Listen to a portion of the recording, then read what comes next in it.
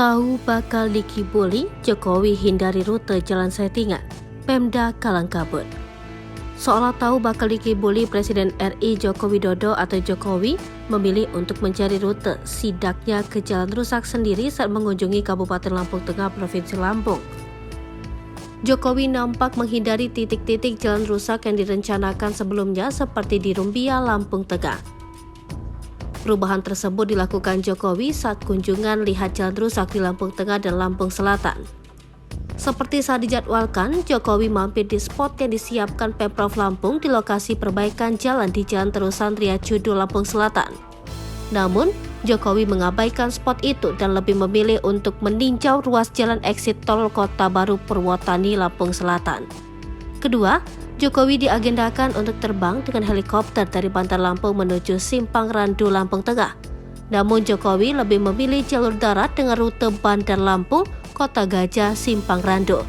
Seakan menghindari lokasi tinjauan settingan, Jokowi lebih memilih rute tersebut. Sontak rencana dadakan Jokowi itu membuat aparatur di daerah kalang kabut.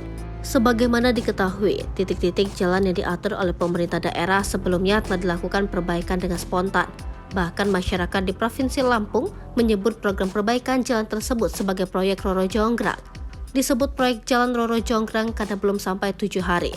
Sejumlah ruas jalan sempat dikebut pengerjaannya, dalam semalam sudah rusak lagi. Bak kisah Roro Jonggrang dalam kisah Candi Prambanan.